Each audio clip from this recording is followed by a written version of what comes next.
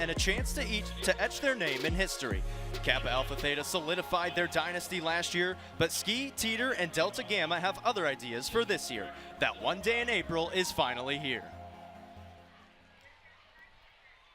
Hello everyone and welcome inside the broadcast booth. I'm Jacob Vinson, joined by two-time winner of the Women's Little 500, Caitlin Van Kooten. Caitlin, how you doing today? It's great to be here. This is one of my favorite days of the year, for sure. Absolutely, an exciting day. We have some great weather for it. Now, Kappa Alpha Theta, they won the race last year in exciting fashion. How'd that go down? It was fantastic. We had an 11-up sprint for the win. Rachel Brown sprinted away in a legendary fashion, opening up a huge gap. But what I'm so excited about for this race is we had 10 other teams that were in contention. They know what it feels like to be there for the end of the sprint, and they're going to try to be there again. So kind of try to put into words what the excitement, the energy is. We're about 30 minutes from race time. As a racer, what are you feeling down on the track coming up 30 minutes? What's the mindset like? This day is crazy when you finally get here. So the whole week leading up to it, a lot of teams are on taper, they're resting. You've got a lot of nervous energy because you're not riding your bike miles and miles a day anymore. And then when you get here, this is the first time they'll see the race, the track all dressed up with all the signs for the different teams, the fans yelling, the start-finish line out, the trophies out, so it's really got a different energy and level of excitement, and we got to walk around a little bit and talk to some of the teams earlier. Now, we did walk around and talk to some of those teams. What might have stuck out to you to some of those top contenders that we did talk to? You know, a lot of the top contenders are very calm and collected right now. The two Theta veteran riders are really calm. They have two rookie riders who might be a little bit more nervous, but Erica and Laura Ann are really keeping everything down in the pit. Very calm. Ski looked really collected. Teeter looked collected. Akayo looked really, really excited. So I think people are in a good headspace to go for it in this race. And now we do have a little bit of wind. It is sunny out, however, and with a little more on the weather, we're going to send it down to the third member of our team, Mary Kate Hamilton. Thanks, Jacob. Now, if you spent any time in Bloomington this week, then you'll know we've had pretty much perfect weather all week long, and today is really no exception. Now, we did get a little bit of rain last night, which was to be as expected, but I talked to some of the riders earlier, and they said that a little bit of moisture on the track is better than a completely dry track, so they should be set there. Now, we are dealing with 14-mile-per-hour winds coming in from the southwest, so the riders are definitely going to want to be able to manage that if they want to be in contention. Other than that, it's a beautiful 62 degrees and sunny here, so it's a great day for the Women's Little 500. Back to you, Jacob. Thank you, Mary Kate. And Caitlin, we were talking to some of those teams about this wind, how it might affect some of the riders, especially going into turns 1 and 2. Yeah, the wind's going to have a big effect in two ways. One is the safety of the race and where we might see crashes. The other is the strategy of the teams. So with the wind being this strong, what'll happen is on the front stretch, they're going to have a really strong tailwind and the pack's going to be flying. But when the front of that pack hits turn 1 going into turn 2, they're going to get a crosswind. And that's going to slow the team up quite a bit. And the back might sort of pull into the front in kind of an accordion effect. So we might see crashes there. We might also see crashes when they turn into 3 and it becomes a full-on headwind for them. Now you can hear the cheers. They're getting louder. The fans are finally starting to file in. A lot of fans here, a lot of sororities and independent teams. They're making their way towards the start-finish line. So let's talk about some of the contenders. Who might we see on the podium at the end of the day? You know, Kappa Alpha Theta, they're the returning champions, so they will definitely be in the mix somewhere. Delta Gamma, I think, is really a dominant team from what they've shown in spring series. I like them a lot. I think Teeter has a very young team, except for Lauren Britz, their only veteran rider, but she's the #1 ITTer, so you can't discount that. And then a team I really like is Akayo. They've gone fourth the last 2 years, and I think they're going to be up there at the top this year. Yeah, AKO, their best race finish is second back in 1996. Their first race wasn't until 1993. They were third in 2014, like you mentioned, fourth the last couple of years, so they've been up there. They've been getting close, and we'll look to see. They have the experience group, 6 years combined experience for that AKO team. So it could be a bit of a dark horse team, but as you mentioned, Delta Gamma very strong this year. Ski very strong. Let's talk about Ski a little bit. They're in that pole position. They have a very good pit spot. How might that pit spot help them out? I love the pit Ski has. That's actually the pit my team won from both years. And it's a great pit because when you leave that pit, there's no chance you're going to get into traffic. And we can actually see the Ski team kind of doing some final hugs before the lineup right now. They're in green. Green is the traditional color of the pole sitting team. They look really calm and collected, and they have 2 top 10 ITTers, so I think they're in for a really good race. And a couple rows behind them, you see Delta Gamma in those white jerseys, and that's because they performed so well in Spring Series. They had a sub-8-minute team pursuit. They had 3 riders in top 6 of ITTs, and they qualified in that 3rd position. But right now, we're going to take an inside look at the Delta Gamma house.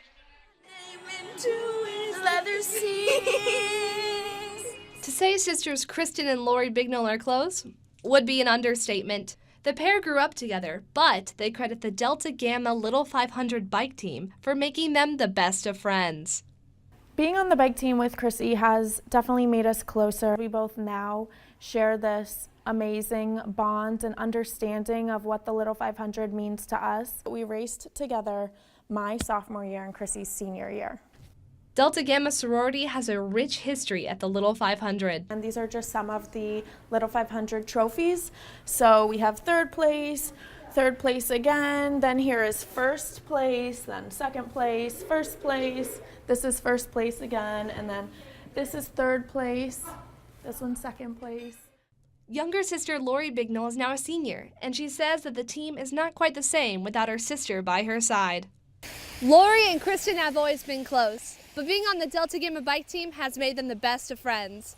And even now that Kristen has graduated, she is still a crucial part of the Delta Gamma bike team. This year she's one of our coaches. She's always someone I can go to talk to, so like having her still in the loop with Delta Gamma bike team is really nice. As Bignell's senior ride approaches, she sets her goals high. My goal this year is to finish my college career really strong and hopefully come out with a win. Today, Delta Gamma will take the pole position as they go for their 4th Little 500 win. For IU Sports Media, I'm Juliette Gahan. Delta Gamma, one of those strong contenders for the race this year. You saw them in those white jerseys. They're in that 3rd row right now, standing at the start-finish line, and Lori Bignell, a big reason for that. They are going to be a really strong team this year. We talked a little bit about their really strong Spring Series events, but I think the other thing we can't discount is that all 4 riders are returning, and that they had someone up there in contention for sprint. They got 2nd last year. They were very, very close. And last year they actually had a botched exchange around lap 86. So I think they know what it's going to take to be there at the end and give themselves the best possible chance this year. Now, Delta Gamma is going to race 100 laps this year, but some of the riders wanted to race 200 laps. With a little more on that, we send it down to Mary Kate. Thanks, Jacob. Now, for the past 31 years, the narrative has pretty much been the same. The women race 100 laps, and whoever crosses that finish line first takes home the trophy. But this year, that almost changed. The women wanted to make their race 200 laps, just like the men's. Now, there were arguments on both sides. Some women stood for equality and making it the same as the men's race, while others thought that some of the more underdeveloped riders and teams might be a little bit intimidated by this rule change and be discouraged from participating in the Little 500. Now, this rule change did not go through this year, but it's definitely something to keep an eye out on as the years progress. Back to you, Jacob. Thank you, Mary Kate. And Caitlin, you raced in those 100 laps. What are your thoughts on moving to a possible 200 laps for the women? You know, I have absolutely no doubt that all these women could do 200 laps. All the teams are really brave coming out here and racing, and I think they could all do it today, honestly. But on the other hand, I'm torn because you do lose something going from 100 laps to 200 laps. 100 laps is a really exciting format where it doesn't have the same lull that the men's race has in the middle. So I'm conflicted. It should really be the riders' choice, the current riders' ability to decide, but whatever they do, it's going to be a great race. Now, Kappa Alpha Theta have dominated the race the last couple of years. They've won it 4 out of the last 5, won it the last 2 years, and they're going for the three-peat this year. Let's take a look inside the Kappa Alpha Theta house. Kappa Alpha Theta, a dynasty solidified! Kappa Alpha Theta is aiming for uncharted waters in the 2019 Little 500. They could be the first team in history to win 3 titles in a row. It becomes a lot more meaningful, and it's something that not only you want to preserve but carry on. And I'm so lucky to have joined it. I had no idea what I was getting into when I did. With already 8 Little 500 wins, a 3rd straight victory would be a testament to Theta's continuity. It would also be a testament to the strength of our program, and how it's bigger than just 1 year. It takes multiple teams to achieve these long-term goals, and I think that's something that's cool. It really does show that it is a long-term team effort, and just not one team in 1 year can pull off a three-peat. Wearing Theta's colors on race day means a lot to its riders, who know how important tradition is. Being in the yellow jersey is huge. It gives you a little bit of a boost of confidence just because you know that you've done it once, you can do it again. We try to make our training more than just about Little 5. We try to incorporate more of the generic cycling aspects to it. So I think that does kind of give you an edge, because then you're not just focused on that 100 lap race. You're thinking about it more in terms of cycling strategy. Watanabe knows the importance of this year's race, but she said she's taking the responsibility of being captain in stride. I'd be lying if I say there wasn't any pressure, but we have a great support system with this house and with our alumni group, that I feel that we're very well prepared with our training and just with our knowledge of the race. A three-peat would be undeniably impressive, and Kappa Alpha Theta would truly be a dynasty solidified. For IU Sports Media, I'm Michael Ramirez. Now, Theta and Delta Gamma are 2 teams that are trying to solidify a legacy for themselves, but we also have a pretty special guest here today at the Women's Little 500. Now, the all-girls national championship IU cheerleading team is being honored today, and they told me that it's just absolutely such an amazing feeling to be honored at an event like this that is so important to IU Bloomington history. And when I asked them who they were cheering for today, they said they were cheering for Zeta Tau Alpha, and it's going to be their first year competing in the Little 500, and a couple of the cheerleaders are members of that sorority, so we know who they're rooting for, but national champions are in the house today, and they're very excited to be here. Back to you. Thank you, Mary Kate. Now, we do have some rules and some flags in this race. Now, Caitlin, what are some flags that we might see throughout this race? Well, let's start with the rules first, then we'll do flags. So as we mentioned, it's a 100-lap race, which is approximately 25 miles. And there's 4 riders per team, and they have a minimum of 5 rider exchanges that have to be completed. And as always, you only turn left. And those exchanges, what makes those difficult, and how many times might we see teams actually exchange throughout the race? So we'll actually see riders exchange teams exchange quite a bit more than 5 per race. The typical riders will do a 5 to 10 lap set, so we'll see probably 10 to 15 laps per team, maybe up towards 20. The exchanges are a really tough thing to do because you have to navigate traffic, you have to time it, you have to get a good gap on the pack to be able to stay in, and then as you get tired, they're just technically difficult to pull off. So now let's take a look at the flags of the race. We took a look at the rules, but there's a lot of flags in this one as well. What are some of the flags that we might see throughout the race? Yeah, let's start at the beginning. So the very first flag we're going to have is the green flag. So the green flag is what we'll see when they go live. They'll say we're under green, it's the races go. We'll see that come out right at the start-finish line.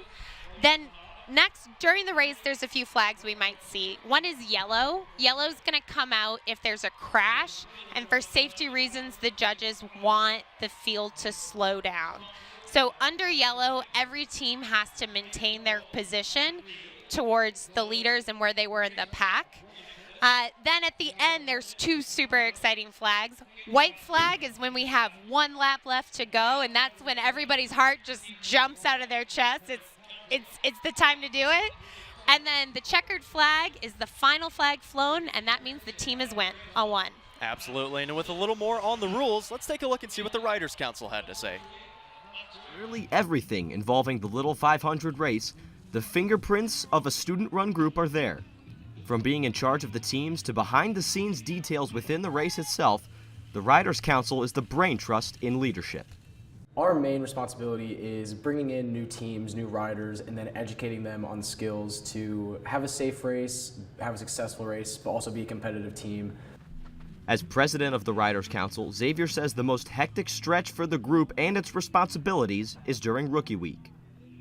2 weeks of Riders Council and rookies one-on-one at the track in whatever weather conditions, preparing them to be on the track. When the weather doesn't cooperate, rookies and riders take to the Mets Lounge underneath the north bleachers of Bill Armstrong Stadium to learn the rule book, something Xavier thinks isn't the most exciting experience, but a necessary one. One day we'll go over like the rule book, which isn't, it's not entertaining, but we'd rather have the rookies, be, slapped in the face with rules so they know what's going to be happening. At the end of the day, tossing away personal agendas and putting the council and its responsibilities first is what drives them to succeed. Our main responsibility is check your egos at the door and figure out how to make that one day in April the best day that we possibly can. We want this race to, keep going. We're in the 69th running of the men's race this year. Let's keep it going for another 69, 70 plus years for as long as possible. For IU Sports Media, I'm Michael Dugan. So let's spend a little time on that Riders Council. What kind of a role do they play in getting ready for a race? Riders Council is a huge deal because they teach the rookies how to be little 500 riders. It's almost like you have to learn how to ride a bike again. These bikes are different than most bikes you ride. They've got back pedal brakes, which is a different experience than the normal hand brakes most people are used to. The cinders are loose sometimes, so you have to learn how to navigate turns. Then pack riding's really different. You have to learn how to ride really close to a bunch of other people and do it safely. And then finally, we've talked about exchanges. The Riders Council are the first people to teach rookies how to do exchanges, and exchanges are really hard. You have to build the trust with a teammate for them to literally throw a bike at you, catch it, and go. Now with a little more on the Riders Council, we're going to send it down to the field with Mary-Kate Hamilton. Thanks, guys. I'm here with Anna Darling, a former Alpha Sigma Alpha rider. Her team just got in, and Anna was also a member of Riders Council. Now, Anna, can you tell me a little bit about your experience with Riders Council? Yeah, I wouldn't have become the rider I was without the Riders Council who taught me. So being able to pass down the knowledge of this crazy race to the next generation of riders was the best part of Riders Council. And how important is it that these riders learn how to ride safely for days like today? You never know what's going to happen on the race day. It's super windy today. People have to know how to ride in a pack, how to exchange, how to communicate with other riders. There's so much that goes into it. And what's it like to come back here this year, your first year as an alum? What's this feeling? It's so bittersweet. I love being back. I miss it so much, but I'm just happy to cheer on my girls, and I hope we have a safe race for everybody. Thank you so much, Anna, and good luck to Alpha Sigma Alpha. Thank you. Thank you. Thank you, Mary-Kate. Now we're just inching closer to that race start time, and this year is the 40th anniversary of the movie Breaking Away, which was filmed here in Bloomington, directed by written by an IU alum, I should say, Steve Tessich, and it had best screenplay, voted best screenplay, so a very good movie. I actually just watched it for the first time a couple weeks ago, and it was getting me ready, getting me excited for this race. But let's talk about those nerves, kind of the mindset that you have just about 10-15 minutes before race time. Yeah, someone asked me how many times I watched Breaking Away, and I said I have no idea, a lot. So the riders have imagined this day for so long, and a lot of people watch a lot of race tape, and the pomp and circumstance is always the same. But this day you get here, it's a sprint race really, because it's only 100 laps. It's very fast, so you're trying to get physically very warmed up, get your legs going, but you're also trying to stay calm and calm those jitters, especially if you're going to start the race. Those riders right now are all on their bikes doing warm-ups. They're going to have to do 3 very slow media laps and hold it together before the race goes green and they're under race conditions. So it's such a weird time because you're trying to get really ready to go, but you're also trying to remain calm and make sure you're able to navigate those first few laps of the race. So now you are on the bike for those 3 laps. What is kind of going through your head? You mentioned it is really slow, and then you just go right into it. What are you trying to get in the right mindset, or what are you thinking of right before the start of the race? I hope all the riders will really soak it in at that moment. It's really special to be on the bike to get to start the race, and just you have 3 laps. There's nothing you can do in those 3 laps to win the race, so they should just really soak it in, enjoy the atmosphere, take in all the fans that they have there to support them, appreciate the other riders that they have there with them, and really try to remain calm until you're under green. It's hard to do, and sometimes we see teams have a hard time keeping the starting grid until they go under green.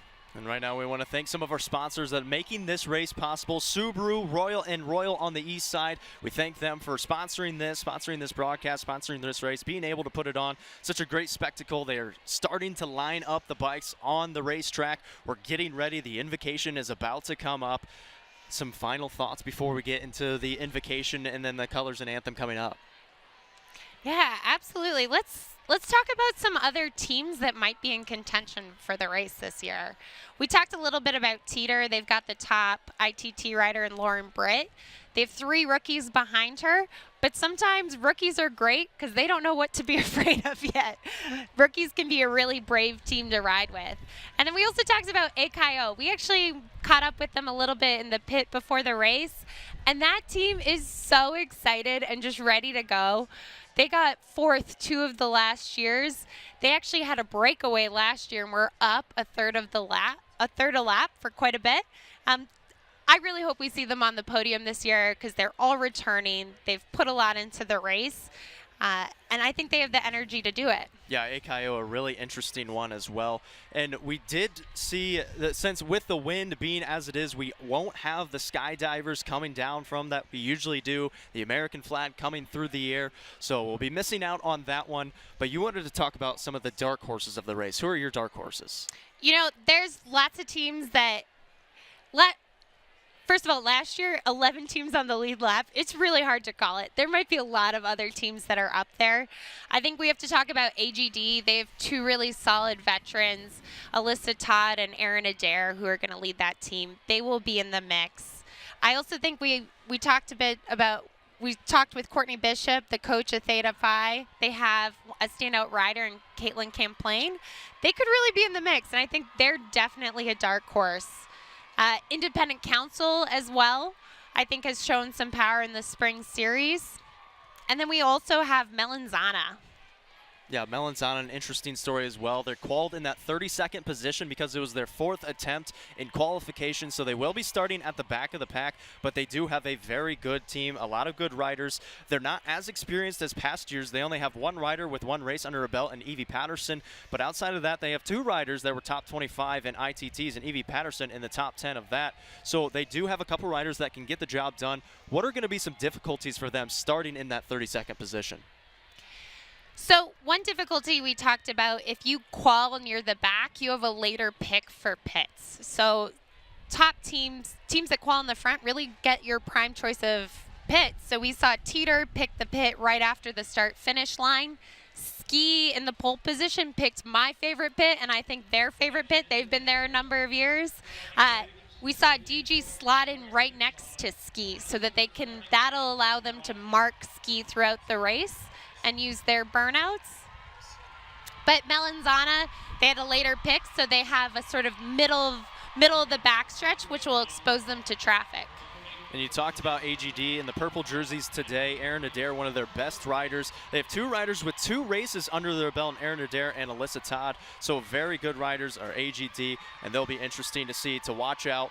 We have some viewers coming in from Dallas, Texas, from Boston, from Chicago as well. So we thank you all for tuning in to the broadcast presented by Subaru and Royal on the east side. Again, my name is Jacob Vinson, joined by Caitlin Van Kooten. The starting riders are getting up to their bikes. The pace car is getting set at the start-finish line.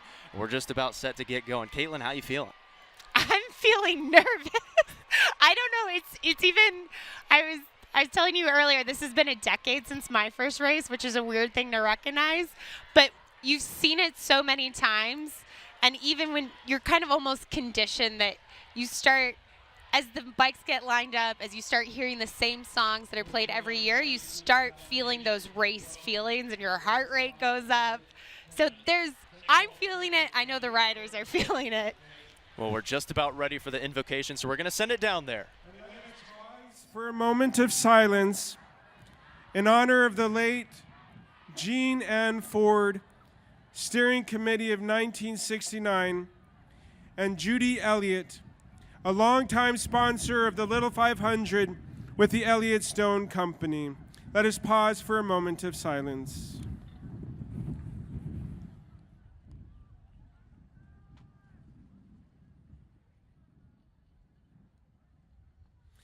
Eternal, ever-loving Father, we thank you for this opportunity to gather together for this competition today. We ask if it be your will to bless us with dry and favorable conditions. We thank you for the gifts given these athletes, their strength, discipline, and drive. We thank you as well for all those who have worked so hard planning and preparing for this great event. Almighty God, who have created all humanity to strive for excellence, send your grace upon our riders today. May they compete in a spirit of joy and respect, safe from all injury, bitterness, and any other harm. Please bless all who watch today's competition and who celebrate this day. Our elation gives you glory, and so may we celebrate with respect and love for our community, for all of our brothers and sisters. And may we come to know better the wonders of your love and majesty through the experience of this happy occasion. We ask all this in your most holy name. Amen.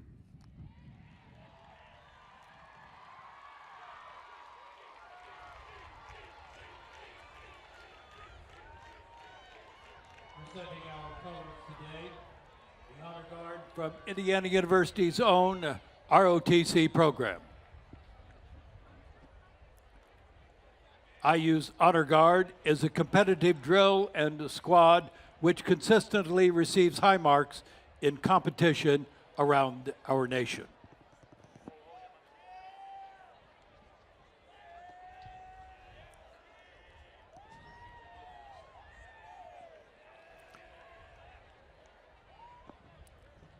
Ladies and gentlemen, we introduce from the Indiana University Jacob School of Music, sophomore Alivia Newcomb.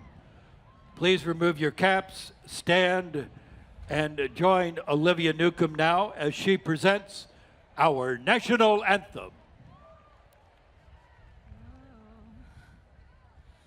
Oh, say, can you see by the dawn's early light what so proudly we hailed at the twilight's last gleaming, whose broad stripes and bright stars through the perilous fight over the ramparts we watched were so gallantly streaming, and the rocket's red glare, the bombs bursting in air, gave proof through the night that our flag was still there.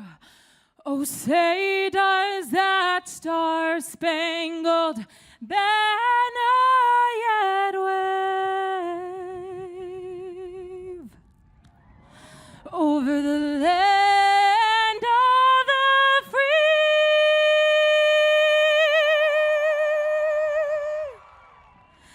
and the home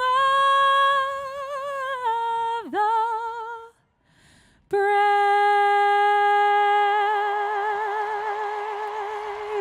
Alivia Newcomb, ladies and gentlemen.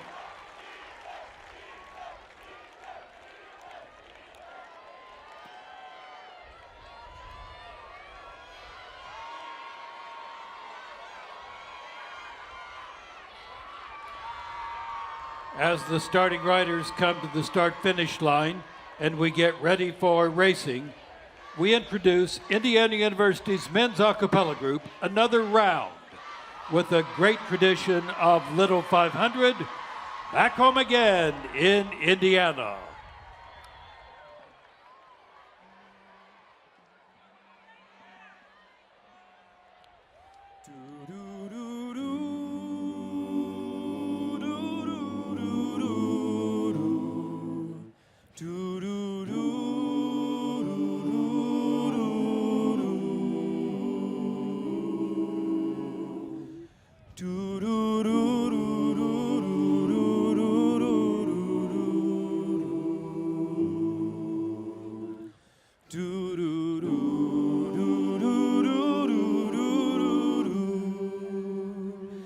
Back home again in Indiana, and it seems that I can see the gleaming candlelight still shining bright through the sycamores for me. The new mown hay sends all its fragrance from the fields I used to roam.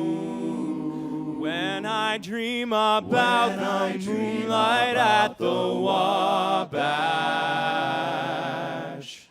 then I long for my Indiana home. Back home again in Indiana, and it seems that I can see the gleaming candlelight still shining bright through the sycamores for me. The new mown hay sends all its fragrance from the fields I used to roam. When I dream about the moonlight at the Wabash, how I long for my Indiana home.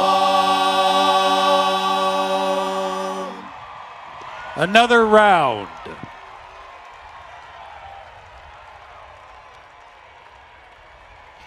If you're in the infield and not wearing official credentials as a participant or official, please move to the stands. And of course, back home again in Indiana. In Bloomington, Indiana, on race day, it's the Little 500. What do these traditions mean to the race day and just to the Little 500 in general, Caitlin? How can you not love that whole section of the race? There's a lot of parts that are really nice. The invocation, such like a lovely centering moment where people get to take a moment and be reflective and have some gratitude for what it means to be able to participate in the Little Five and for their teams and the whole infrastructure around it, all the support from IUSF. And then back home again in Indiana and those balloons going up in the air, it's really like, oh, it's really here. And right now, we're going to send it down to the third member of our team, Keep your Mary head Kate up. Hamilton. Good luck and Godspeed. Now, the words we've been waiting to hear. Ladies, mount your Little 500 bicycles!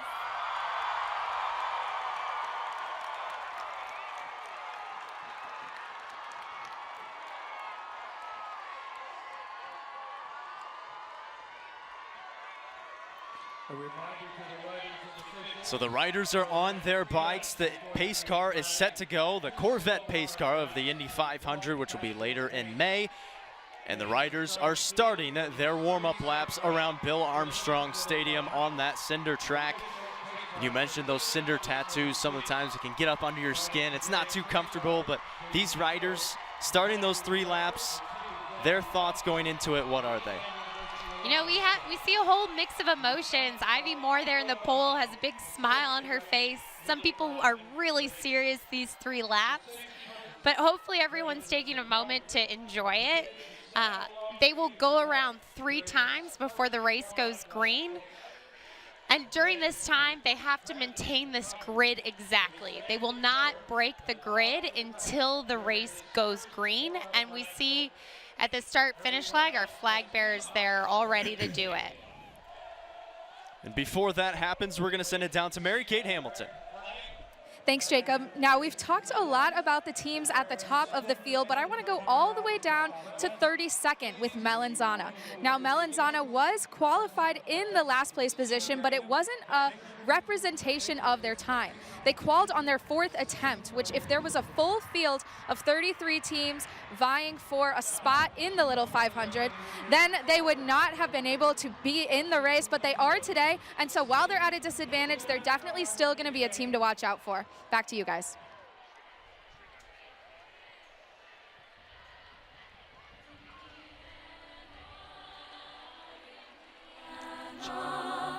Indiana, we're all for you. We will fight for the cream and crimson, for the glory of old IU. Never daunted, we cannot falter. In the battle, we're tried and true. Indiana, our Indiana, Indiana, we're all for you. Indiana, our Indiana, Indiana, we're all for you. We will fight for the cream and crimson, for the glory of old IU. Never daunted, we cannot falter. In the battle, we're tried and true. Indiana, our Indiana, Indiana, we're all for you. Indiana, we're all for you. IU! So Indiana, our Indiana has been sung. We're just about ready for the race. Just one more pace lap, and the car will go off into turn 3. The Corvette, that is. You see him coming across the start-finish line right now. They'll go off into turn 3, and right after that, the riders will start picking up the pace, cross the finish line, and we will have the green flag. Quickly going through, just taking a look at some of the teams. We have Ski in that pole position, Teeter as well, and Delta Gamma in that first row, so they're going to be some of the contenders there. Outside of that, we have Kappa Alpha Theta back in row 4, and then we have Delta Sigma Pi, Theta Phi Alpha right on in row 6, row 7, Alpha Kappa Psi, Alpha Sigma Alpha, Independent Council, which is an interesting team to watch out for, row 8, Godspeed, Gamma Phi Beta, Kappa Kappa Gamma. And then in row 9, we have Sigma Kappa Nursing and Delta Phi Epsilon. And there you see the Corvette going off into turn 3 and just half a lap to go before the Little 500 is underway. Row 11, Alpha Epsilon Phi and Melanzana. Just half a lap to go. They're into turn 3, just about to turn 4, picking up the speed. The yellow flag out right now. As you see Ski, Teeter, and Delta Gamma across the front there, keeping their pace. And now into turn 4. The green flag coming out, and the 32nd Women's Little 500 is underway in Bloomington as Ski looks to maintain that position ahead. We talked about Delta Gamma. They wanted to get out in front, and it looks like they're going to maintain in that 3rd position right now. Our 3 leading teams, they're doing a great job. They are going quickly. They're trying to spread out the field and keep it a really safe race. As we talked about with the wind, this part of the race is really the dangerous part. We saw Theta Phi Alpha, Caitlin Camplain's team, coached by Courtney Bishop. They didn't want to be in the back where they were, so they went to the front. We have the bunching now. And you see Kappa Alpha Theta going out in front now. Kappa Alpha Theta, they started in that 11th position, but out in number 1 right now. They've won it the last 2 years, but a much younger team this year. And all of these teams staying up in front. You see a lot of the teams going on that, taking that outside track. And so far the wind not as heavy as it was a little bit earlier. And so all of these teams are staying pretty much right with each other in that pack. And this is really the turn where when they come into it, the start of it is going to slow down and the back of the pack is going to catch up to them. As you see Kappa Delta out front right now. Independent Council also in there. Independent Council with 2 racers in the top 25 of ITTs, 2 seniors, and that'll be an interesting team to watch out for. This is interesting. All the teams wanted to be out front and keep it strung out, but now it got a little disorganized. People are kind of looking around asking who's going to pull through next. And it looks like Melanzana is actually out in front right now. So Melanzana started in that 32nd position, and Melanzana working their way to the front right now. And like you mentioned, they don't really know what they want to do. And a lot of the times you see teams start drafting in this process. Teams will start polling as well, and then they'll switch in that. What are the advantages of drafting and polling?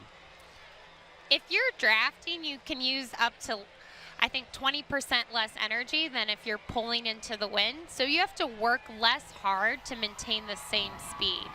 If you're out in front, you're using more energy to be out there. But if you're where Caitlin Camplain is for Theta Phi Alpha, you know you're safe if you're in the first spot. So sometimes you have to decide whether it's worth the trade-off to pull and be safer or sit back and draft. And now this pack is not bunched up as well as we see Theta Phi Alpha out in front. Caitlin Camplain riding on the bike for them. Right behind him is Melanzana, and then AKO, the team you mentioned that should be talked about a lot more. AKO returning a lot of riders from last year. They have 3 really experienced riders, 3 riders in the top 25 of ITTs. So AKO up there in front right now. Yeah, they're doing a great job coming through, taking a pole. We're seeing it starting to string out a little bit. In blue, we have Alpha Z Delta taking a turn off the front. So AZD, it looks like they're going for a burnout here, getting out in front.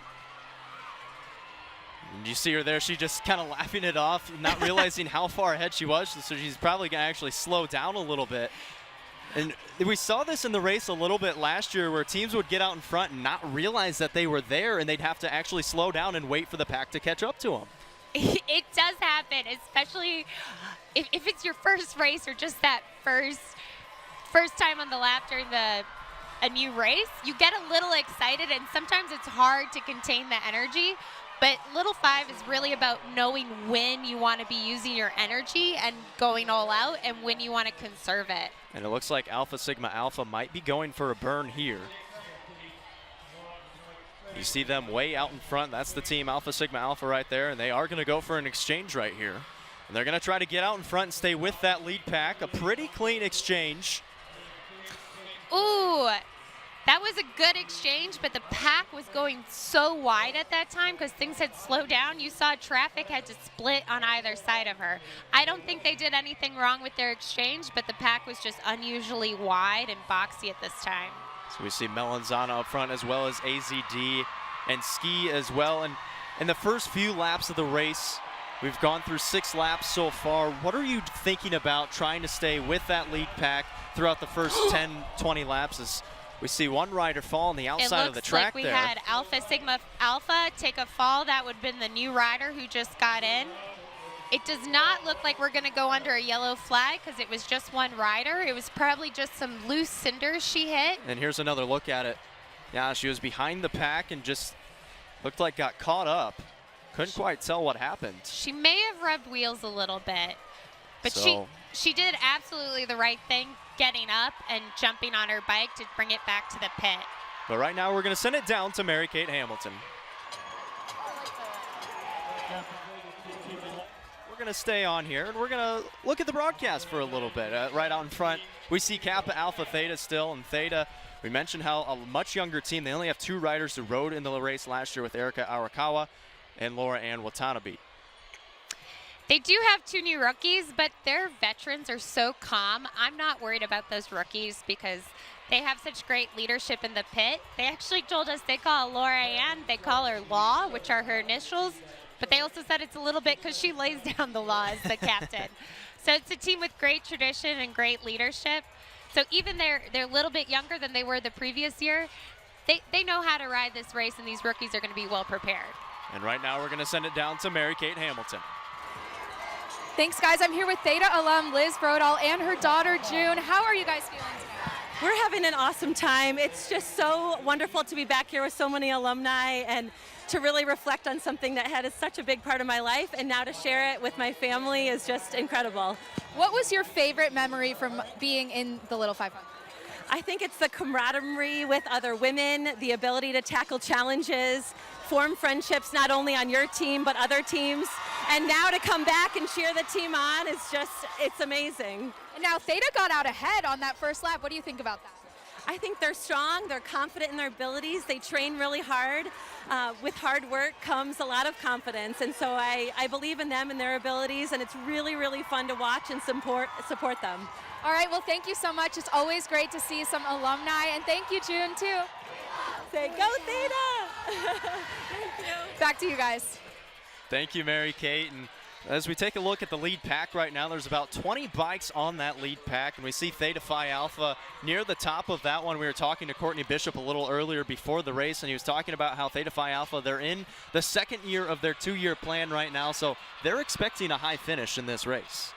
I think Courtney always plans for a win is how he thinks. And I think that group of girls is motivated. Caitlin's really riding with a lot of heart out there. It looks like she's going to be doing a really big opening set and will likely probably be their finisher. See Alpha Kappa Psi up top. AO Pi now taking that top position as well. A lot of teams just staying up there right now.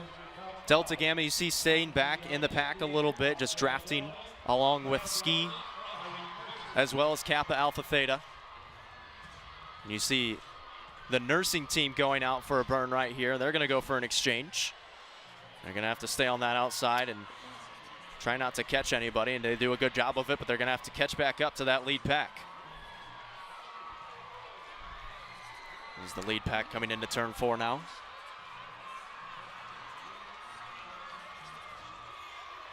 And then they're almost in rows of 3 right now, kind of what you see in NASCAR sometimes. Yeah, this is unusual to have it be this wide so early in the race. Typically, you'll see the teams that are in top contention really work together to string it out and try to drop as many teams from the lead pack as possible. As we were talking about, this is a big lead pack still. And we see Kappa Delta out in front in that orange jersey right now. We were talking to their coach a little earlier on and how some of the younger riders might struggle with the wind right now. So we see some of the riders going out for burns here. Looks like a couple of teams might be going for an exchange. AKO is in there, as well as Crew Cycling. Both of them right next to each other in the pits. Both of them going for exchanges. This could get interesting. AKO makes it clean, and Crew makes it clean, so a really good exchange from Crew there, and AKO just right behind them. That's something when you have 2 pits close together like that, you really got to coordinate and make sure that you're taking different lines so you don't have a collision when you come in like that. But both teams did a fantastic job. So the best time so far, lap time, is just over 39 seconds for a lap, and that was in the last lap of lap 12. And we see Caitlin Camplain is doing a phenomenal burn right now. She's going to be giving it to her teammate who's going to get in. And this is textbook. This is what you want to do. If you're going out for an exchange, you want to try to get a large gap so that when your teammate gets on the bike, they basically just have to slot into the pack.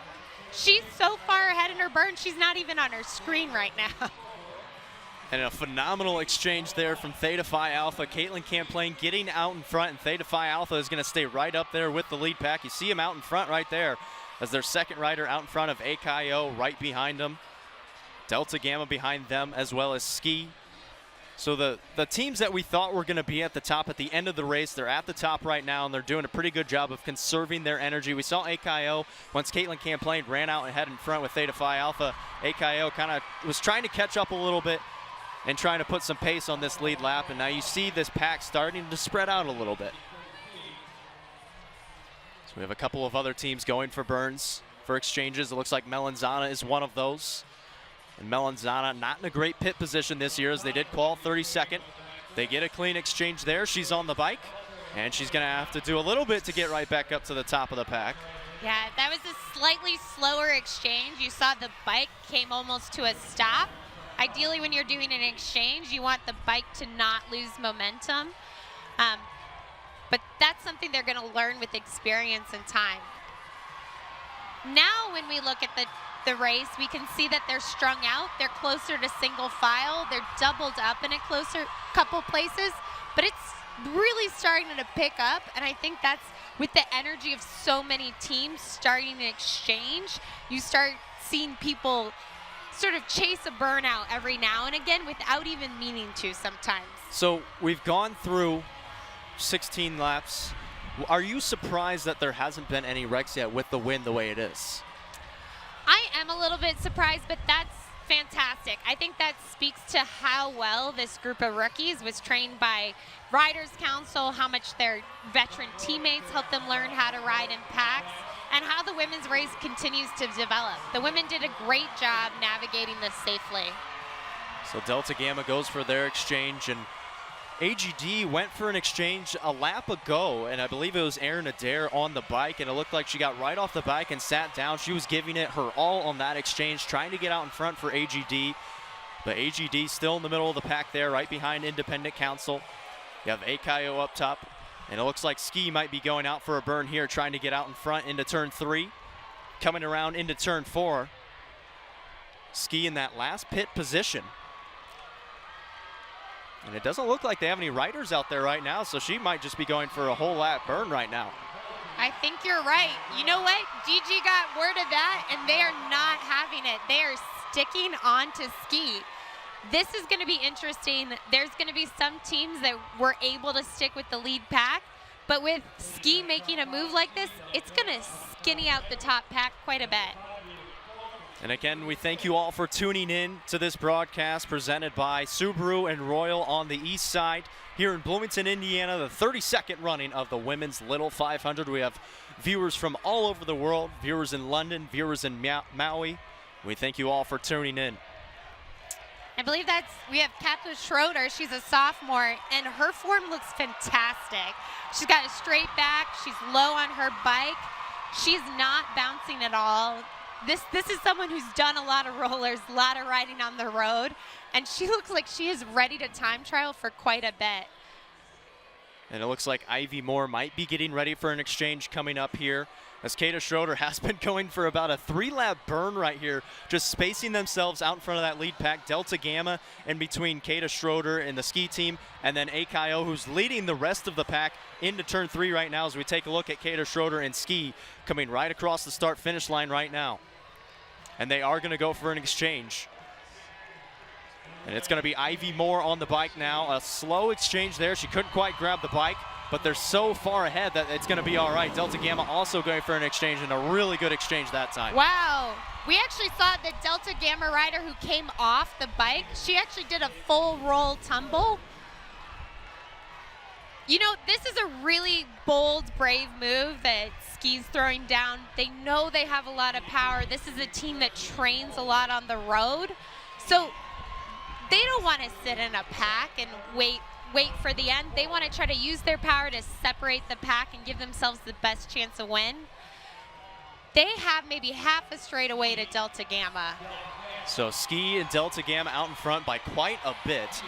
And then the lead pack right behind them coming across the start-finish line right now. Akayo is going to go for an exchange as they get a good exchange there. So Ski way out in front. Delta Gamma gaining a little bit on them as well. So we're through just over 20 laps now, a fifth of the race. And Ski building a big lead, but Delta Gamma not letting them get away. Not at all. My name's Emma Coughlin. My favorite number is 5.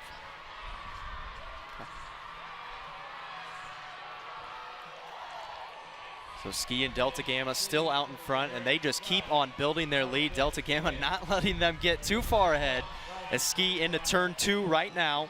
Delta Gamma just now getting into turn 2. I love this. It's hard to know if Ski planned this or they got a great exchange. Okay. But the other teams really have to react to this move, and it's a test of resilience for how they respond to this really aggressive move Ski's putting out there. And so we are going to bring it into the broadcast booth now. Jacob Vinson, Caitlin Van Kooten, and a new one. Hello. Emma Coughlin. How you doing, Emma? I'm good. How are you guys? Good. So, Emma, you raced with Caitlin, and Caitlin, what was that kind of like back when you guys were racing and being so dominant, kind of like Kappa Alpha Theta now? Those were the greatest years. Caitlin was awesome to learn from because obviously she was a beast on the track. And yeah, it was great. So Emma was a freshman my senior year. Yeah. And we had big plans for the race, and she was the rookie. But rookies are phenomenal. Talk about what it feels like to be a rookie in your very first race. It's kind of terrifying. It's really exciting, though. It was a weird race because there was a massive crash at the beginning that year. And so it was just, we were ITTing the entire time. Yeah, that looks a little bit like what Ski and Delta Gamma are doing right now. What do you think of this Ski move and how Delta Gamma is responding? I think it's very bold of Ski. But it's going to be pretty interesting to see if DG catches them, which looks like it's about to happen. Hopefully, I see Teeters chasing as well, so hopefully we can see them make a move. Yeah, absolutely. We see AKO and Teeter actually about a half lap back. Working together. What are the advantages of teams like that when you are behind a turn, about a half a lap, to catch back up, especially in a wind like this? Oh, the advantages? I mean, it's tough because you have to use the wind, obviously. And if you have somebody to work with, sit on their wheel through the headwind, ideally. As we see Teeter and AKO working together into turn 1 right now. Ski out in front still. We actually Delta Gamma passed them. So when Ski made that exchange, Delta Gamma pulled through the front. Yeah. But they have a rider who's been time trialing for a little bit, so Ski's catching up quite quickly. And we have Teeter and AKO coming up right behind them. Yeah. I think what we're going to see is possibly these 4 teams come together, and then it'll be a question of whether they work together or they break up. Yeah, continue to attack each other. Emma, do you think those 4 teams, will they be able to go fast and work together to stay ahead, or might they slow down and the pack catch them? I think they might slow down a bit. I mean, it'll be interesting to see if the pack catches and who the pack is. At this point, it seems a little spread out, so yeah, it'll be interesting. Hopefully they work together and just the 4 teams stay off the front. I would love to see that. It is difficult to pull off, to have That'd be coordination between teams that know they're competing so strongly. It'd be an interesting race for sure. So out in front, you see Ski into turn 4, Delta Gamma right on their tail, and it looks like Delta Gamma is going to overtake them right at the start-finish line. So Ski and Delta Gamma way out in front of everyone else. Teeter coming along behind them right across the start-finish line as well, as they're going to get into turn 1. This is exciting. Kappa Alpha Theta also behind them. So it's a much different race from last year. We saw that pack riding at the very start of the race throughout the first 10 or so laps. And now we're 25 or so laps in, a little bit more than 25 laps in, and it's really spread out. What we do know is if they catch, it might come back together. But a lot of teams that were there at the start of the pack are not going to be there later. Yeah. As it looks like Teeter is going to go for an exchange here. Ski and Delta Gamma still out in front, and they are just right next to each other. As we see AKO and Kappa Alpha Theta coming across the start-finish line. There's Ski and Delta Gamma. So it looks like a lot of these teams are just working in pairs, staying with them, as Ski and Delta Gamma out in front, getting into turn 3 right now, and then AKO and Kappa Alpha Theta getting on that backstretch towards turn 3 as well. Those pairs working together. And then Teeter trying to catch up to Ski and Delta Gamma. Teeter is about to do it. They're about to make contact with that group. She is a rookie, too, also. So, Emma, we thank you for joining us in the broadcast booth, giving us some insight, working with Caitlin here. So thank you again for joining us on the broadcast. Thanks for having me. So as we take a look at Delta Gamma there, as well as Ski, and Teeter was catching right back up to them.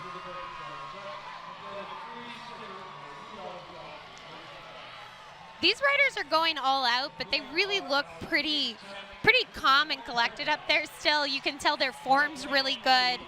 They're putting down fast laps, but they are not going all out. They know there's still a long race, so I think they're time trialing to stay ahead, but they're not trying to use everything they have now.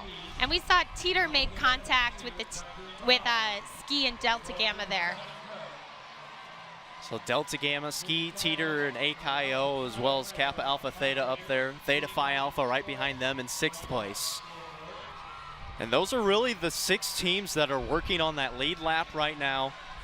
As Delta Gamma and Ski obviously started the barrage of sprinting to get out in front. They went for that 3-lap burn, got way out in front.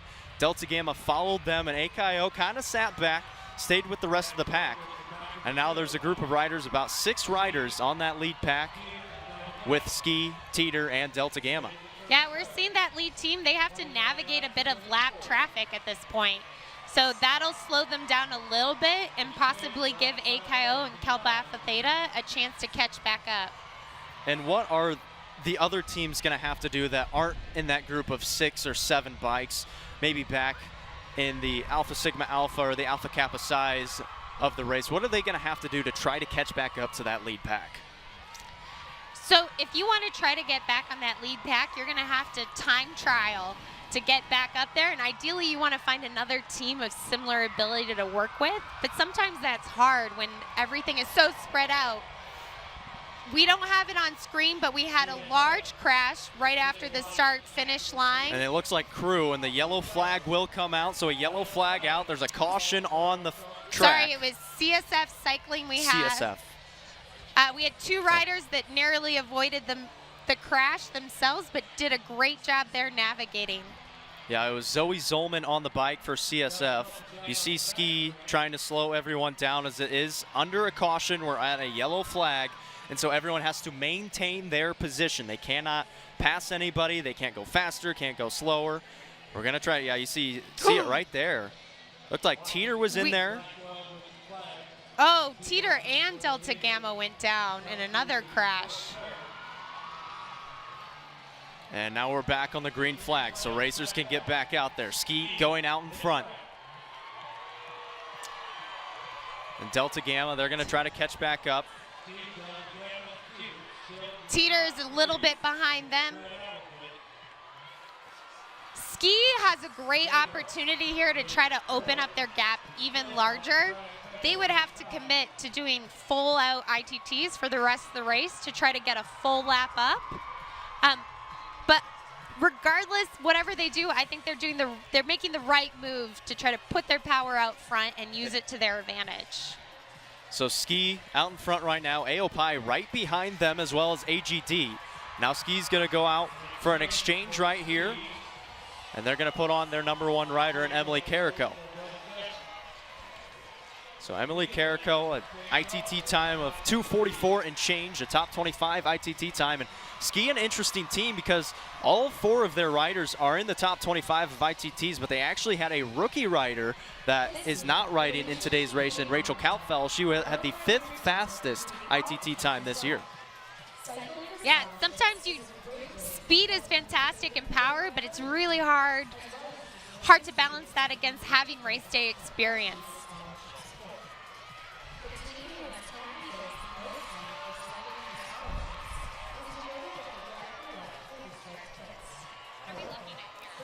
So right now, this looks like AOPI going into turn 3, but we're going to send it and take a look at the nursing team. Not at the nursing team, excuse me. Okay. So the medical services, they bring a lot to this race. They're obviously in the infield, and we're going to take a look at what goes on in the medical services tent.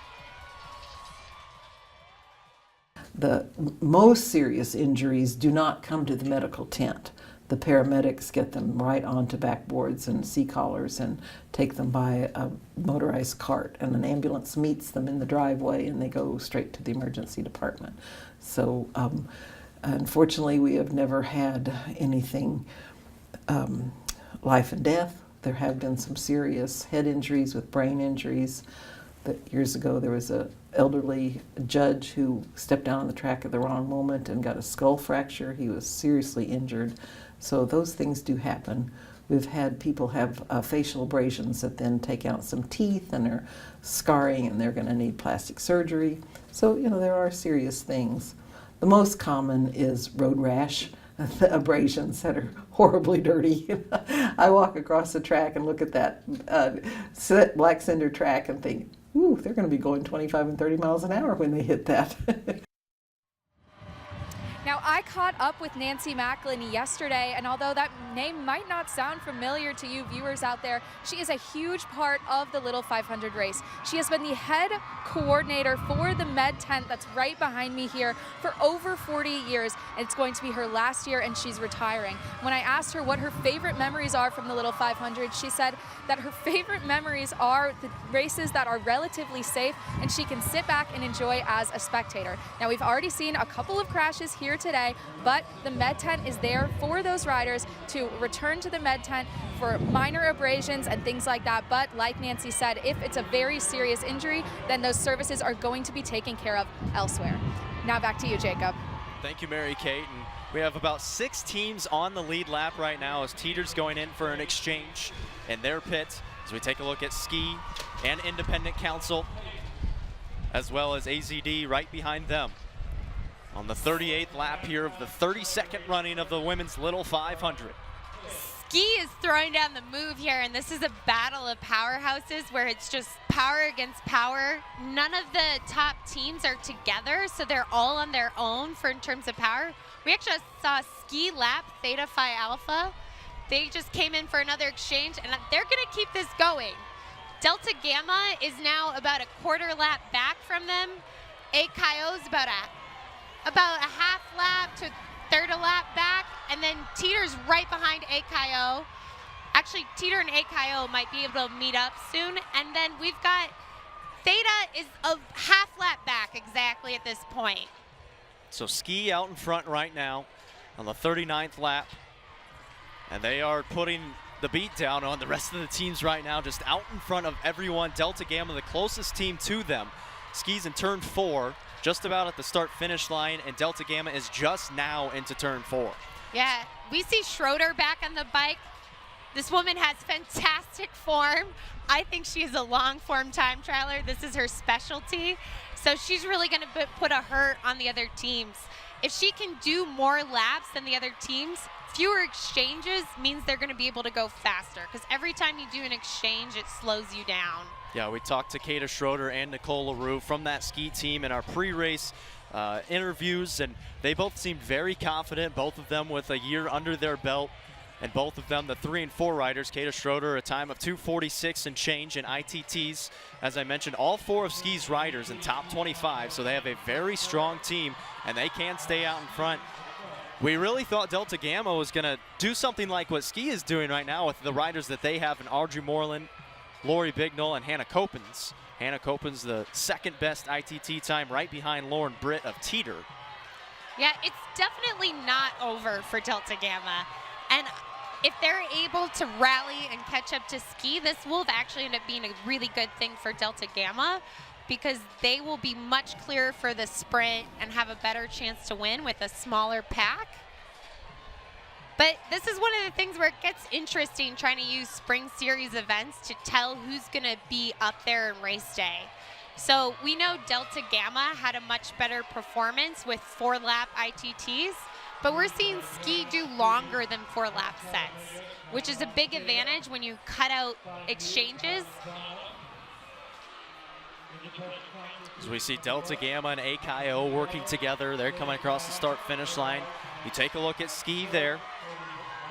Behind them is Melanzana as they're into turn 3, going into turn 4. Delta Gamma in second right now. Ski and Delta Gamma on that lead lap through 41 laps, working on their 42nd. If you're Ski right now, I think you're looking over your shoulder, you're looking across the field trying to spot where these other teams are, and you want to know, how much further do I have to go to get a lap? If they planned for this, they prepared for this to take multiple laps, probably 20, 30, 40 laps of time trialing is what they planned for. So Delta Gamma is in second right now, and they are just about a half a lap behind Ski. Behind Delta Gamma is AKO and Teeter. So it's Ski, Delta Gamma, AKO, and Teeter, and then Kappa Alpha Theta in that 5th spot. And Kappa Alpha Theta is just doing enough to stay right in front of Ski and not get lapped. Ski going out for an exchange here as they have such a huge lead on the rest of the pack. As looks like they're going to send their 2nd rider out there in Ivy Moore. This is great. This being about a half lap up is when you start really believing you can lap the field. Once Ivy has another top team in her sight to lap, she's going to be all out. We're seeing her having to navigate some lap traffic right now, but she knows exactly what she's doing. She's yelling ahead, telling them, move on through. I'm coming for the race win. I've got a lap to get. Yeah, Ski absolutely dominating this race right now. Delta Gamma still about a half a lap behind them. They're trying to catch up. And if you are the Delta Gammas and the AKOs, what do you have to do to catch back up with Ski? As Ski is closing in on Kappa Alpha Theta, who's in 5th place right now. They got to stand tough. They've got to not give up. We see their rider in there for Delta Gamma. She's really throwing down the pace. It's definitely not over. All the teams are not giving up. They're not going to give this lap up to Ski easily, and Ski knows that, so they're continuing to time trial. Kappa Alpha Theta, they also know that Ski is bearing down on them as Esma Taylor is on the bike right now, who's a sophomore. This is her first race as well. So we talked about Kappa Alpha Theta. They've won it for the last 5 years. And they have a bit of an inexperienced team this year, but they do have 2 very good riders that have a race under their belt last year and a win under their belt as well. As Delta Gamma and AKO working together into turn 1. We take a look at Ski again, just trying to stay out in front. So we talked a little bit about the wind and how the wind might make this harder to do. But what's working to Ski's advantage, Ski's kind of out there by themselves breaking the wind, but they were able to separate the other top teams. So all the other top teams are also dealing with the wind. We haven't seen the other top teams come together in a way that they're trading poles and catching with Ski. So it's really team versus team versus team. There's not a group formed. So we see Theta and AGD are trying to pull something together, work together. AGD's pulling right now, but they're kind of looking back, asking Theta when they're going to pull through. So it'll be interesting to see if they work together to catch up. So you see Independent Council right behind Ski right now. Independent Council qualifying later back in the pack of it. They are not on the lead lap. It's Ski, Delta Gamma, AKO, and Teeter on that lead lap, as well as Kappa Alpha Theta. We see Delta Gamma right with AKO. We got Theta Phi Alpha behind them. They are now trading poles. So if they can coordinate and go all out, the 2 of them will have a bit of an advantage versus Ski out there by themselves. But we saw DG pull off, and AKO didn't automatically pull through with their full ITT. That's the hard thing with trying to catch a breaking team, is that inter-team coordination just is not perfect. So you see AKO out in turn 2. Ski still way out ahead of the rest of the pack. They're in turn 4 right now, whereas the rest of the pack behind them is just crossing the backstretch, in the middle of the backstretch, getting into turn 3. It is closing down a little bit. They probably had a full half lap at one point, Ski. The other teams are starting to come together, so this is when Ski will have to dig deep and really commit to this move, or decide that they want to come back with the pack and then wait for this sprint. And if you are Ski, when it's all spread out like this, you almost have to be a bit more pleased. That way there's less of a chance for wrecks, especially in this wind. There's less of a chance if you're not in a big group, but what Ski has to deal with is lap traffic they're going through. Right now it looks like teams are doing a pretty good job of getting out of the way, and that's something that line judges really do a good job. And it looks like Ski is going to go out for an exchange here, and like you mentioned, had to work their way through that traffic and finally get out to their pit. Yeah, you saw she had to slow down a little bit to find her angle and get out, but overall it won't make a huge difference. As that's going to give AKO and Delta Gamma a chance to catch back up. And they are just about a turn back of them right now. AKO in turn 2, and Ski just past turn 3. Make that turn 2. Yeah, it does look like it's a quarter lap now. But they have a fresh rider. That exchange takes up a little bit of time. The other two teams, DG and AKO, didn't exchange, who are right behind them. And it looks like we actually have Teeters catching up to that group as well. Yeah, Teeter trying to latch on to that AKO and Delta Gamma group. Along with them, we see AZD. AZD saying they don't want to exchange yet. She wants to stay out there and keep going. So 50 laps down here in the women's Little 500, the 32nd running of it, being presented by Subaru and Royal on the east side. I'm Jacob Vinson, joined by Caitlin Van Kooten, and Mary Kate Hamilton is the third member of our team down on the field, getting all the interviews. We thank you all for tuning in.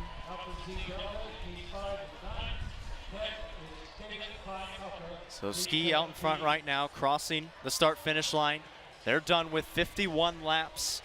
And AKO and Delta Gamma and Teeter all right next to each other into turn 4, catching up with them. But right now we're going to take a little inside look at the steering committee. Riders, ready, set, go.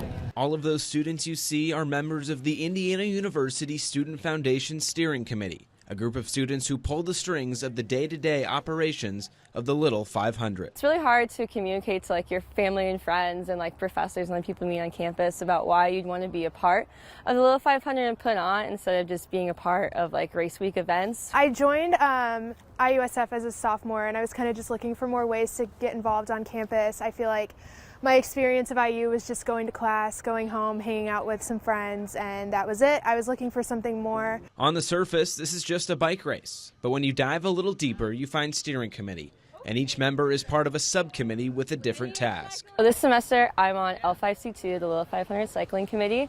We are in charge of all the spring events, so pretty much anything bike-related, L5C2 is on it. Steering committee has been around just about as long as the Little 500 has been around, and a lot of it has to do with Howdy Wilcox, who the Wilcox House is named after, and this guy, Bill Armstrong, who Bill Armstrong Stadium is named after. Kind of at the onset when Howdy Wilcox in 1950 decided that we were going to have a Little 500, he enlisted student leaders on the IU Bloomington campus that were undergraduate students to help him plan, promote, execute this event, and it's kind of grown from there. Come race day, Vickers and her staff will be there, but it will be the students running the show. Student leadership is the heart of what the IU Student Foundation is about. We develop student leaders, and so it's student run, it's student raced, it's student executed.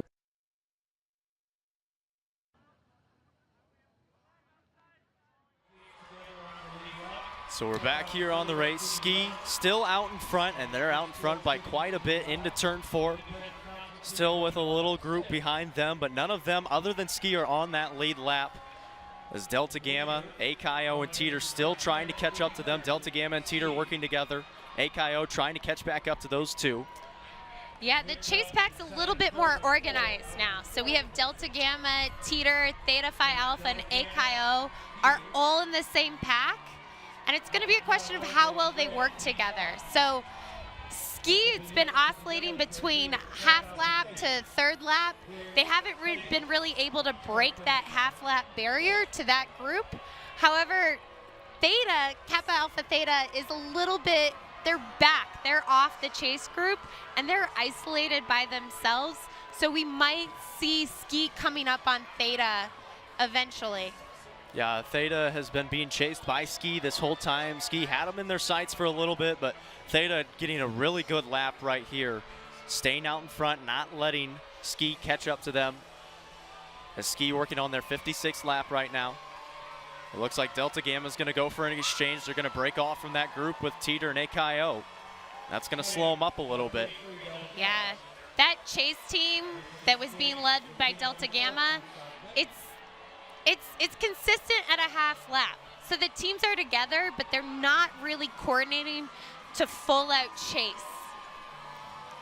If you're Ski, this is great. You just want to stay steady, time trial. They look like they're time trialing, but they're not to a full out point of exhaustion. So they can definitely hold this for a number of laps. Where they might get in trouble is if that chase group starts to coordinate more and closes that gap. They're going to have to pick it up, and that will be much harder to maintain. And Delta Gamma, they did go for that exchange. Audrey Moreland hopped on the bike. She's top 10 in ITTs with a time of 2:41 and change. And she's already right back up with AKO and Teeter. Ski still way out in front. As you see there, Teeter 18 seconds behind the leaders in Ski. So Ski into turn 4 right now, and they're not alone. They do have 3 riders with them, but none of those riders are on the lead lap. Guys, never count out Theta. It was looking like they were down, but they pulled deep and they caught DG. They're going to get back up to that chase group, and they're going to be in it.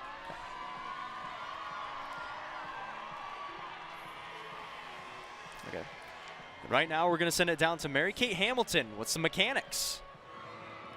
Thanks, guys. Now, I just caught up with the mechanics at the mechanic tent, and they said that despite the wind here, there haven't been too many catastrophic crashes, and they actually have not had to see a bike yet a single time throughout the race, except for a couple adjustments on some bikes before the race. Now, they said most of the teams have their own mechanics and some spare parts, so something really bad would have to happen to have a bike go over to that mechanics tent.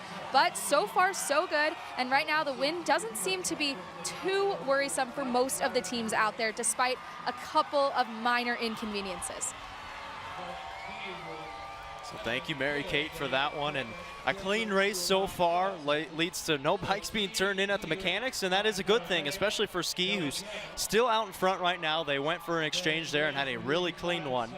Teeter also went for an exchange, and theirs was a little bit slow, but they're catching back up to AKO and Delta Gamma. So the gap between Ski and the chase group is starting to close. You were seeing Ski ride with more urgency. Theta Phi Alpha with AKO is really leading the chase pack right now. And AKO going for an exchange here. As you see, Ski out in front. Ski coming around past turn 2. And like you said, they just look like they're comfortable on the bike right now. Some really good form going on. And they definitely don't look like they're tiring out whatsoever. Emily is working hard. This is her 3rd race, but she knows what it's like to work hard on the bike, and she's here for this. Emily Carrico on the bike right now for that Ski team, the #1 rider for the pole position. What's going to be interesting is how quickly the other teams want to catch. One potential strategy is to leave Ski out there by themselves, let them sort of wear themselves down, hitting the wind by themselves, and the chase group sort of give them space to do that. But you just risk the race going away. So Delta Gamma makes a good exchange there, and they're going to have to catch back up to AKO and Teeter. AKO and Teeter still working together. Up top, they're on the back stretch in the middle of that right now. Ski still pedaling on. Ski coming across the finish line right now. Ooh, so we had some lap traffic. She really had to squeeze by.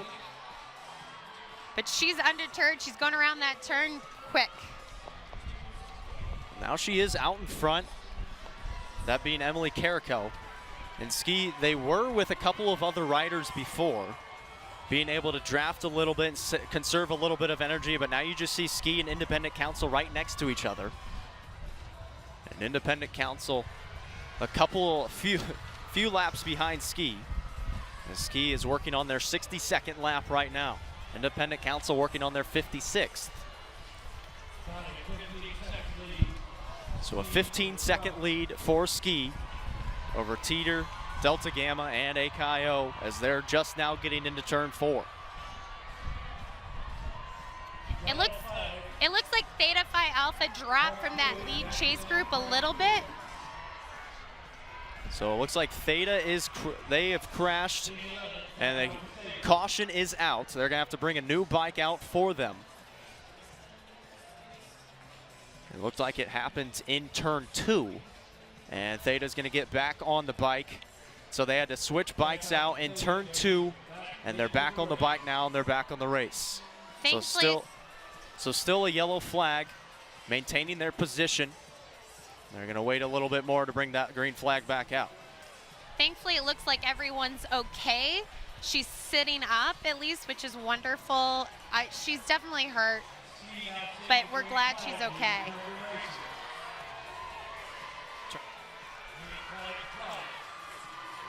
So a green flag back now on the track. The riders can get back out in front. Theta back on the bike and riding again. That's going to be their number 1 rider. And Laura Watanabe.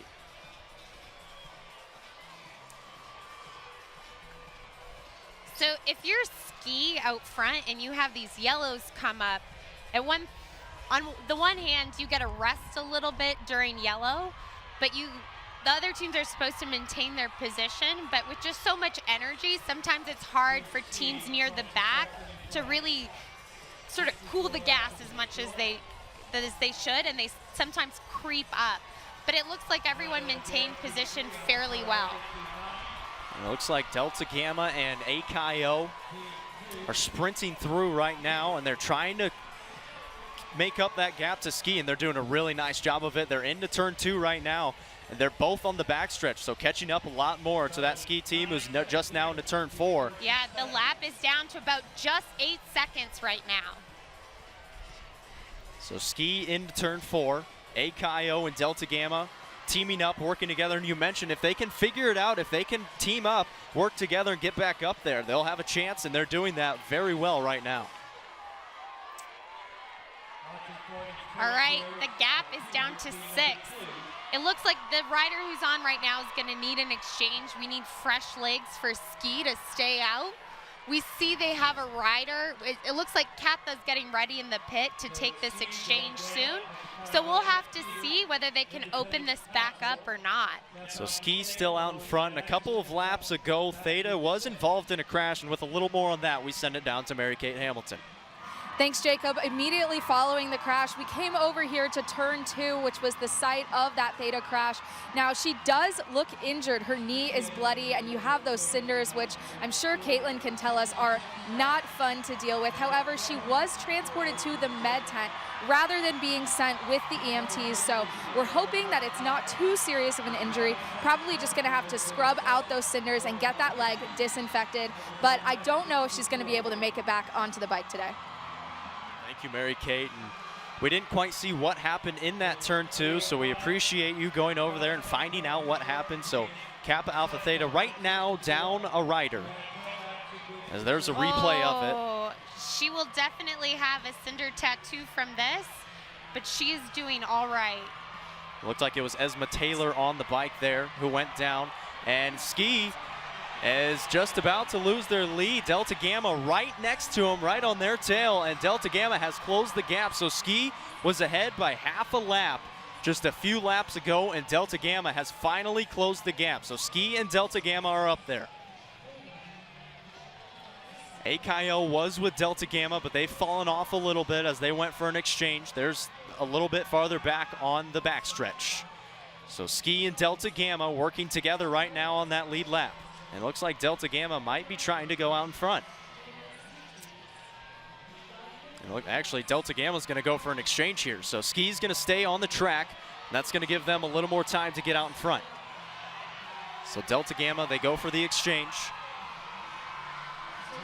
And it looks like it's their 4th rider in Catherine Free. Yeah, Ski is definitely not willing to wait for Delta Gamma. Delta Gamma caught up a little bit, but this Ski train is going to keep going. And it looks like they've opened up about a half a straightaway just with that exchange. So as we're talking about, your ability to do longer sets really pays off in a situation where you're having time trial versus time trial, because those exchanges take up so much time. So we've completed lap 70 right now. Ski and Delta Gamma, they're catching back up to Ski. What are your thoughts on their strategy so far in this race? I think Ski did an incredibly bold and brave move. If they were able to get a lap up through this, that would have been terrific. But even if they get caught, I think this will pay dividends for them in making sure that the other top teams had to work really hard and are tired. And I think if they are confident in their amount of endurance, that could give them an edge in the sprint. Because Ski was out front, but those other teams had to chase really hard to catch them. So Ski still out in front. Delta Gamma just a couple of bike lengths behind them. AKO working into turn 4. And with a little more on AKO's strategy, we're going to send it down to Mary-Kate Hamilton. Thanks, guys. I just caught up with Lexi Kohler, a former AKO biker and one of their current coaches, to talk with her a little bit about what the strategy is coming into the end of this race. Now, she told me that they were down 17 seconds at one point and then cut the difference down to 5 seconds. But she said right now they're just focusing on switching off riders as much as they can and as often as they can to make sure that every rider out there has fresh legs. Now, when I asked her if she knew who they were planning on having at the end of the race for that final sprint, she said, you know what, you never really know, and every single one of those girls is going to be ready to do that final sprint. Back to you. Thank you, Mary-Kate. And Ski went for an exchange, and that gave the opportunity to Delta Gamma to get out in front. So Ski with a little bit slow of an exchange, but it is a clean one, and they're going to have some work to do to catch back up. So Ski is in second place right now. Delta Gamma out in front by about a quarter of a lap. Maybe a little bit less, but Ski is definitely closing in on them. So you see Delta Gamma out in front right now, and that's Catherine Free on the bike. What a battle of powerhouses. We have two teams with a lot of power, and they're really making sure that they are matched. So Delta Gamma, they're not going to wait for Ski. I think they're up ahead. They're going to try to go ahead. At the same time, I think they're going to be right next to each other for quite a long time. So it'll be interesting whether those two teams decide to work together and make it a two-team race, or whether they're going to start marking each other and slow down a little bit. And Ski has retaken the lead. Delta Gamma went for an exchange. You see him right behind there. The green jersey is Ski. The white jersey is Delta Gamma. Delta Gamma closing back in on Ski. So those two really the only two on that lead lap that have a chance. We're about on the 73rd lap right now. AKO is in 4th place. Teeter in 3rd place. And Teeter and AKO are next to each other, but they're about a half a lap back. So Ski and Delta Gamma are now going to work together, and you mentioned it'll be interesting to see how this works out. They're on their 74th lap right now. And we'll look to see if they try to work together, if they just try to get out in front of everyone else. AKO is about a quarter lap behind them. Yeah, the test will be to see if Ivy Moore pulls off and Delta Gamma pulls through. What might happen is Ski goes to pull off and say, DG, you take a turn pulling, and DG just decides to sit in, at which point Ski will have to decide whether to just keep trying to time trial and pull Delta Gamma, which would not be a good strategy, or they slow down and they wait for the rest of the leaders. So those 4 riders right there are Ski, Delta Gamma, Independent Council, and AZD. Independent Council and AZD are not on the lead lap with Ski and Delta Gamma. Ski and Delta Gamma 1 and 2 right now. They are on the lead lap. Behind them is Teeter and AKO. They are 3 and 4. And Teeter in turn 1 right now, whereas Ski and Delta Gamma are just about into turn 3. Yeah, Ivy Moore has been pulling for, I think, about 2 laps now without pulling off. And it doesn't look like there's any action going on in the pits for Delta Gamma or Ski, as they are right next to each other. Ski in the prime pit position at the very end, right next to turn 1, and Delta Gamma right next to them. As you see Delta Gamma and Ski still 1 and 2. I think Delta Gamma will be very glad they picked that pit next to Ski, because there's no way Ski can sneak off when they have pits right next to each other. So now Teeter going for an exchange. AKO is right next to them. Those are the 2 racers, two teams that can catch up to Ski and Delta Gamma, but they're going to have to work together, and they're going to have to do it pretty quickly as they're working on their 76th lap right now. So less than 25 laps to go. What is the strategy for Ski and Delta Gamma? It's unclear right now, because we see Lori Bignell just sitting on Ivy's wheel, and Ivy's not pulling off. I think that's because they don't think DG will pull through, but I think they should try to test it. As they come around, we'll see them looking at their pits to get direction from their coaching team. I think they're trying to figure it out themselves. So it looks like Independent Council going out in front of Ski and Delta Gamma, but they are not on the lead lap, so they are not in first place. Ski is still in first place. Delta Gamma is in second place. AZD right behind them, but they are also not on the lead lap. It's still Reed, Ski, Delta Gamma, Teeter, and AKIO, as Teeter and AKIO are working together. Independent Council is about a lap behind, but they are right next to Ski and Delta Gamma. Yeah, we see Teeter and AKIO are just a quarter lap back. I think Ski and DG have slowed down a little bit. So I think Teeter and AKIO are going to get caught up. And I imagine we're going to get to a 4-up sprint unless another team tries to break away and make a move. Though I think the only team that might have the energy to do it might be Delta Gamma. So Delta Gamma and Ski out in front. How might a team like AKIO or Teeter catch back up to them and make a lap up to try to catch up? So they're doing it now. I think they're going to catch. Ski and Delta Gamma aren't putting more distance on them. It looks like the Teeter and AKIO riders are fresh. They can see the goal ahead of them. Delta Gamma and Ski are both exchanging at the same time, which is going to, it looks like Teeter also exchanged. So everyone's exchanging at the same time. And Teeter and Delta Gamma both had very clean exchanges. They were right next to each other and they were working together on that one. So they're still 1 and 2. Delta Gamma out front right now. But Independent Council is in 5th place. They have a chance to catch back up to Delta Gamma and Ski. This is great. We see Delta Gamma out front. They know they have a real opportunity if they work with Ski to switch poles. So she came off, Ski's pulling through. They know if they continue to work together, they can keep Teeter off the back. We see AKIO actually caught Ski and Delta Gamma. Yeah, so right now, this is a 3-man race. So AKIO is back up there. It reads Ski, Delta Gamma, and AKIO, and Teeter is starting to catch back up to them. Melanzana right there, but Melanzana not on the lead lap. And right now, we're going to send it down to Mary Kate. Thanks, guys. Now, I'm observing here on the sidelines just some things that I want us to all look out for as we're trying to get an insight into the race strategies for these final laps. Now, Delta Gamma has a whiteboard, and they're keeping it very hidden, but I just saw that they said don't pull. So right now, their strategy is not to pull, and maybe Caitlin can give us a little bit more of an insight as to why they would want to be doing that right now. So Delta Gamma really wants to conserve their energy for the sprint. The more you pull, the less energy you have to make a really strong burn or do the sprint. They want to see Ski tire themselves out more so that they can overtake them at the finish. So AKIO went for an exchange, and it was a bit of a slow one. So they're going to have to catch back up to Ski and Delta Gamma. So it's Ski, Delta Gamma, and Teeter, and AKIO is right back up there. So there are 4 teams on the lead lap, and we are just through 80 laps, working on lap 81 right now. You know, Delta Gamma, I think, is really confident in their ability to win a sprint finish, which is why they were okay with it coming back together a little bit and having a 4-up sprint. And you mentioned how AKIO, they only qualified in the 9th position, but you mentioned how they weren't getting enough attention coming into this race.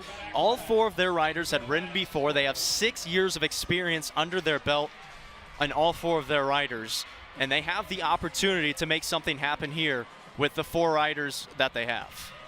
Absolutely. So the way they reacted to this, you can tell that they have experience. A more inexperienced team might have gotten a half lap back and thrown in the flag. AKIO is confident that they could stay in it, catch up, catch the pack, and then relax and try to get the sprint at the end. So Ski, Delta Gamma, Teeter, and AO Pi. AKIO, excuse me.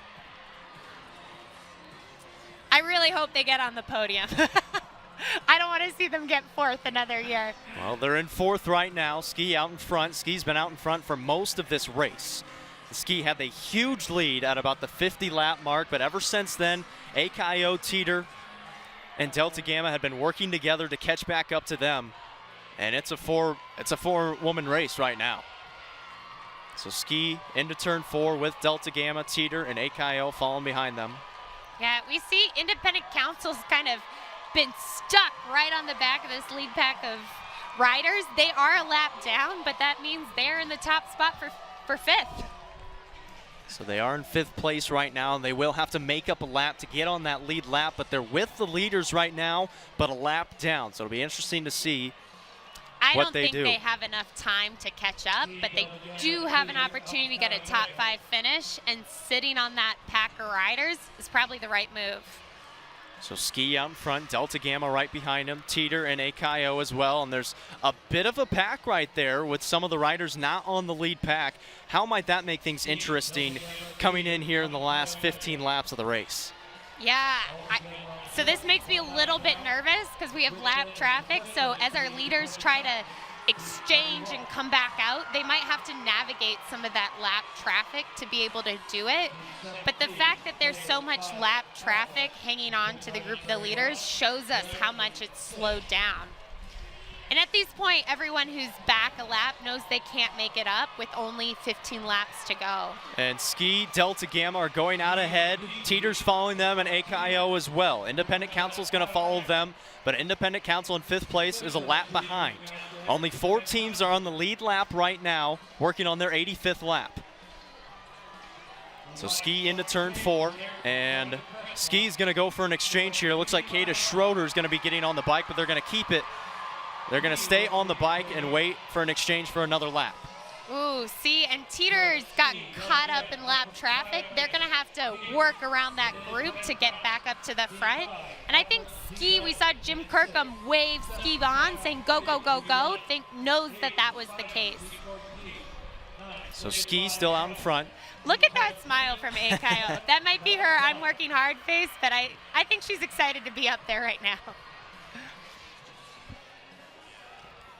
So we went to senior lap. We went to the senior day, their last lap, and we're going to kind of talk through that a little bit here. We're going to they take a backwards lap for their very last lap before they turn their bikes in. What is this experience like for those seniors? So your last race is a really special one. No matter what happens, you've got to enjoy it. We see on that screen with the riders riding their backwards lap, it's really an emotional time because you're moving on, you're leaving your team. But it's a nice tradition that people get to sort of reflect on what 4 or possibly less years the Little 5 meant to them. So on lap 87 right now, Delta Gamma out in front. Delta Gamma has Ski and AKIO right behind them. So a lot of riders in that lead pack could lead to some lap traffic. Ski and Delta Gamma looks like they're trying to talk to each other, figure out what they want to do. Ski out in front, Delta Gamma in second, AKIO in third. Teeter is caught up in the back. They're still in 4th, but they're going to have to work through some traffic to get back up to that to the leaders. And it looks like AKIO is going to go out in front here. So AKIO is out in front, Delta Gamma right behind them. Yeah, in AKIO's pit, we see them setting up for a bike-to-bike exchange. Delta Gamma and Ski are also exchanging, so we're going to see all 3 of our leaders exchange at the same time, except for Teeter. So it'll be interesting to see what Teeter does with this opportunity. So AKIO out in front. AKIO, remember, has never won the women's Little 500. They've come in second back in 1996. They've come in 4th the last 2 years. They're going to go for an exchange here, throw their 3rd rider on, and Jackie Mooney, who is a junior, and this is her 3rd race on the bike. Well, so we saw DG and Ski set up for the exchanges, but when they saw that AKIO was making the exchange, I think they decided to sit one more in. So Ski is out in front right now, Delta Gamma right behind them. Teeter with Delta Gamma. And AKIO is going to have to do some work to catch back up, and they're right back to that pack. They're just going to have to work through some traffic. Ski still out in front.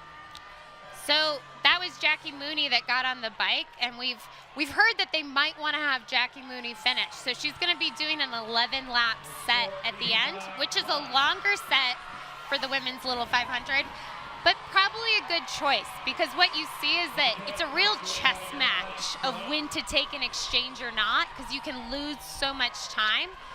So even though she'll be in there for longer, she doesn't have to burn or catch a burnout. So Independent Council going for a burn right here. And they're still not quite on that lead lap where they're trying to catch back up. They're out in front of Ski and Delta Gamma right now as Independent Council's working on their 89th. They're coming into turn 4 right here, going for an exchange. They're in 5th place. They're going to try to stay in front of Teeter and Delta Gamma as well as Ski. Delta Gamma and Ski are both going for an exchange here, which means Teeter is going to go out in front. So Teeter was going to do an exchange, but the coach waved them off because he knew Delta Gamma and Ski had to make the exchange to keep their finishers on. So he's trying to get a stretch on them. So we see Teeter and AKO together on the back stretch. Teeter hasn't won since 2011 when you were on the bike. So this would be an interesting race for them. Teeter and AKO out front. Teeter was 3rd place last year. All right. So Teeter in the black jersey going for an exchange. That means AKO is going to be out in front. You mentioned how Jackie Mooney is going to finish off the race for those 11 laps. They want Jackie Mooney on the bike. So Jackie Mooney on the bike for AKO out in front, and she's out in front by a couple of seconds in front of Teeter, Delta Gamma, and Ski, and it reads in that order. So AKO in the backstretch right now. Yeah. Teeter catching up to them, Delta Gamma and Ski right behind Teeter. If Jackie's going to be there until the end, she doesn't quite have enough of a distance, I think, to stay out in front of them. She should slow up a little, let them catch her, and then try to sit in for the sprint. I think she just kind of realized where Teeter was, and then she's going to sit with Teeter and try to stay in. We're going to see Delta Gamma and DG and Ski catch them. Looks like Teeter going out in front here. AKO was right with them, but now Teeter working with Independent Council. Independent Council still a lap down. They're in 5th place, but they are still with Teeter right behind them. So you see Teeter, Independent Council a lap down, working on the 94th lap, 93rd lap, right now.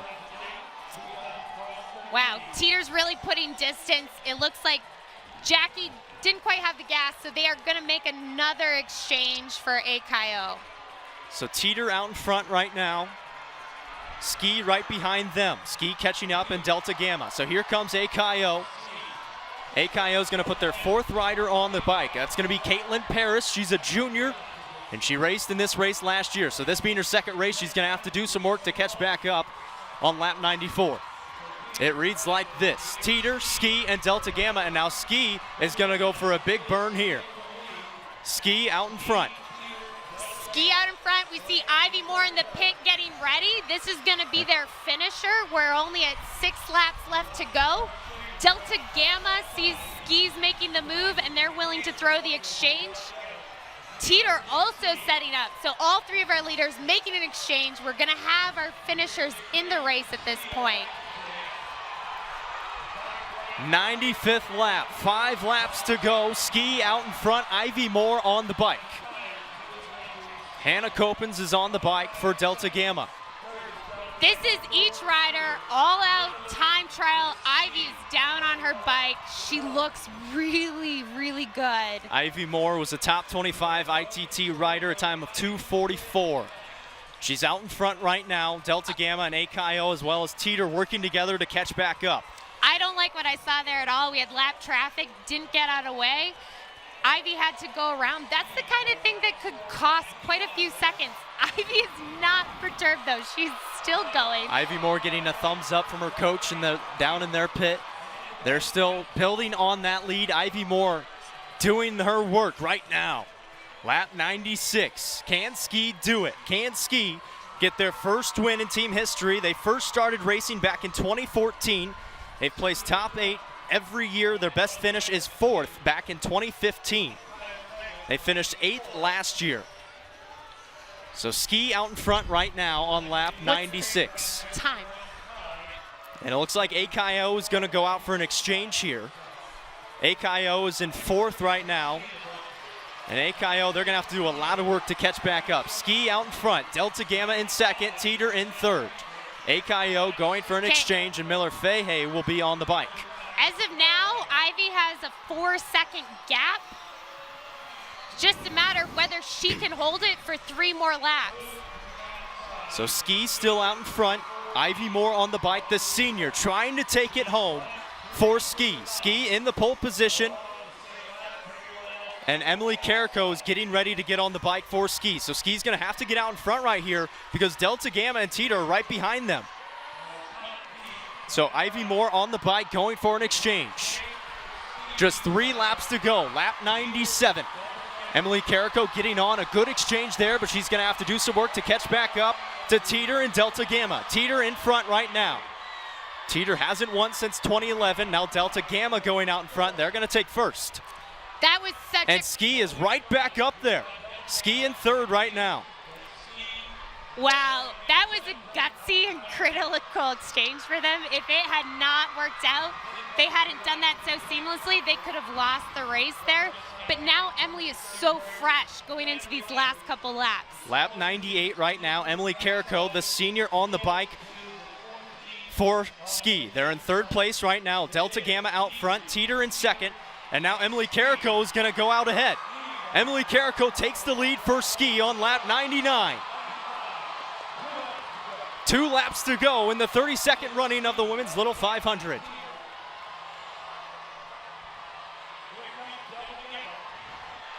They responded and followed. So Ski out in front, Delta Gamma right next to him. Ski and Delta Gamma right next to each other on lap 99. Teeter right behind them. AKO is not in the mix unless they can do something to catch back up in these last couple of laps. The white flag is out. The white flag is out. Here it is, the last lap of the women's Little 500. It's going to be a race between 3 riders. Ski, Delta Gamma, and Teeter. Ski and Delta Gamma out in front right now. Here goes Delta Gamma. Delta Gamma out in front. Hannah Kooten's on the bike. Delta Gamma building their lead. Ski falling off. It's going to be between Delta Gamma and Teeter unless Emily Carrico can catch up. Here comes Teeter. It's going to be between Teeter and Delta Gamma into turn 4. Who's it going to be, Teeter or Delta Gamma? Delta Gamma ahead. Now here comes Teeter at the finish line, and Teeter has won the 32nd running of the women's Little 500. Lauren Britt on the bike, the top ITT rider, takes down Delta Gamma, and Teeter back on top for the first time since 2011.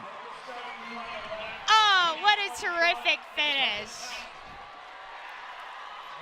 You can see the girls celebrating in the Teeter pit. We see a few alumni already hop the fence. That was a tremendous effort by all the top teams.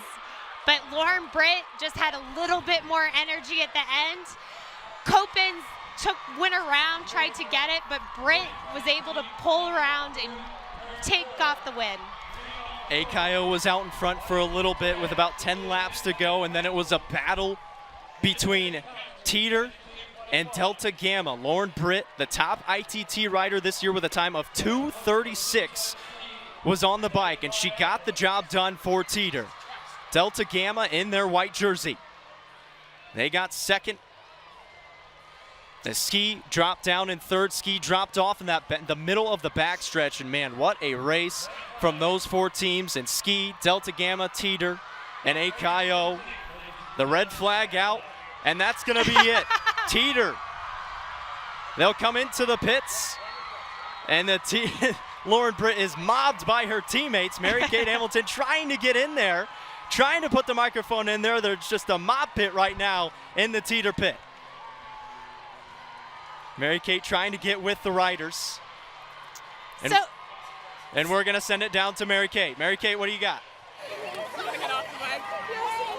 Guys, I am here with Lauren Britt. Lauren, how does it feel right now? You just won the Little 500. I feel like I'm dreaming. I need Corinne, Becca, and Erica right here, right now. Corinne, Becca, and Erica, where are you guys? Let's get in here. And I need John Becker. Corinne, Becca, Erica, and John Becker. You guys, what an incredible effort. This is a quarter of the work, a quarter of the work, quarter of the work, and a quarter of the work. Oh my God. All they did was let me finish it. And I've never been more proud of a group of young ladies like these girls. Oh my God. This is a dream come true. And it takes a village, and this is my village.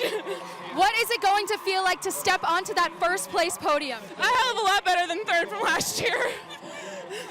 Absolutely. Amazing. Amazing. How are the legs feeling right now? I'm not worried about them. Oh my God. We just won the bike race. How many months of preparation went into 12. this? 12. Well, this year, This is her third year racing, so she led this team to victory. Her third year racing, 12 months. Ever since last A Little 500, what was your thought process coming into this year? I'm a freshman, so I joined in September. Win. But we believed it, and it happened. We worked hard every single day this year, and here we are. You said you knew you were going to win. What did that effort take? took everything, 110% every day. Thank you so much, you guys. Congratulations.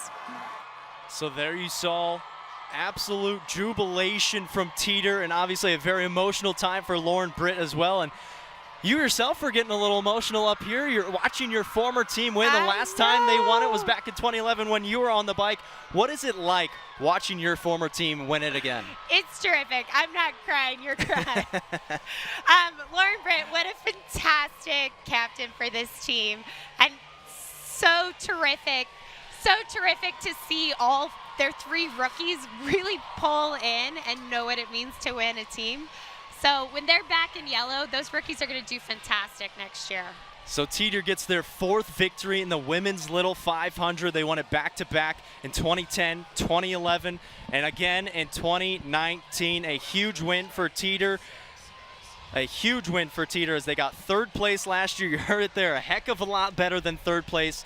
As you see the top three finishers, it went Teeter, Delta Gamma, and Ski. Ski was out in front for most of the race. They had a strategy, and it didn't quite pay off for them.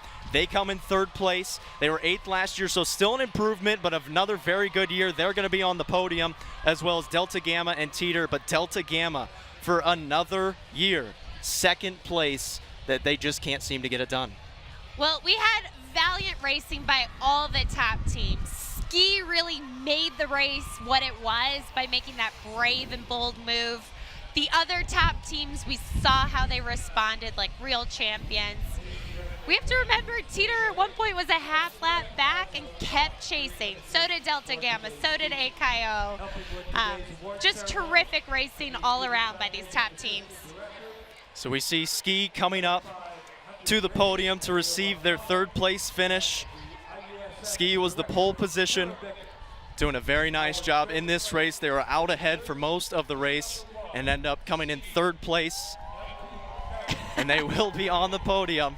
As you see a shot of Teeter there, we're gonna take a look at some of the highlights from this race. The 32nd running of the Women's Little 500 presented by Subaru and Royal on the east side.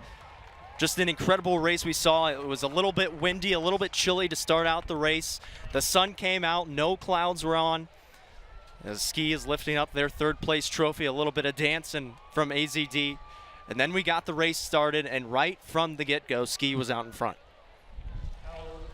What a move. I think they didn't win, but they raced with such heart, such effort, that I think they gave themselves the best chance to win that they could have. That's right. Look at that crash on the inset. DG and Teeter crashed at one point, and we're still there for the final sprint. So now we see Delta Gamma holding their trophy up for the 2nd place trophy, and we're just about ready to see Teeter come up and raise the Borg Warner trophy. We're going to send it down to Mary Kate Hamilton. Thanks, Jacob. I'm here with Emma Coughlin. Emma, you rode for Teeter from 2011 to 2014. You guys got that trophy in 2011, but it has been since 2011 since you've won. How do you feel right now? I am so ecstatic. This was the most amazing race. It was a crazy race. And so the fact that they pulled off that sprint finish after chasing Ski the entire race, basically, since like lap 15, was amazing. I'm so proud of these girls. And now you know exactly what they're feeling. You were feeling it in 2011. Describe that for me. It's unbelievable. You really don't realize it, and the next day you still think you're dreaming, but it's an amazing feeling. And what's it like to be back here today in Bloomington for the Little 500? Oh, I love it. I've been back for a couple years, and I just like to be here and support and watch the girls show what they can do. Thank you so much, Emma. So Teeter raising their trophy. They got the Coca-Cola in their hands. What is this feeling like? You've done it yourself with this Teeter squad. What does it feel like to be on that podium raising that Borg Warner trophy? It really is the best. It's so much fun. And you can see how well that team gets along. I love how what you said, that it takes a full team to win a race like this. Lauren Britt was on the bike for the end, but you can't discount what those rookies put in to win it. So a phenomenal race ending with Teeter on top. It was a battle between Teeter and Delta Gamma and Lauren Britt. The top ITT rider was able to outdo Hannah Kopens, who was the second ITT rider. A battle for the ages in the 32nd running of the Little 500. As we take a look at the top 5, Teeter was the winner, Delta Gamma in second, Ski in third, AKO in fourth, and then Independent Council was in fifth.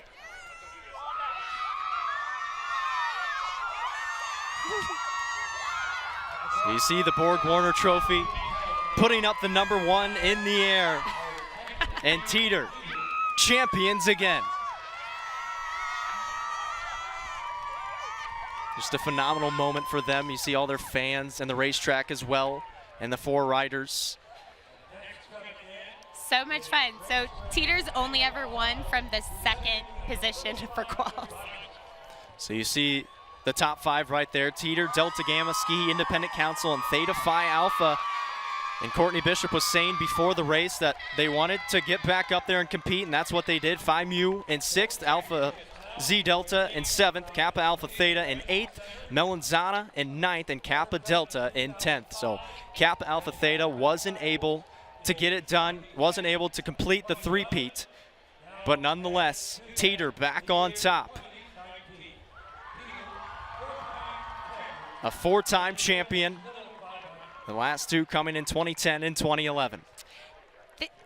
They're going to graduate Lauren Britt this year, but they're going to have 3 returners who know what it means to win the race. And they also have a really deep team. So they actually fielded 2 teams for Team Pursuit. So there's riders who didn't ride today that will ride in the future.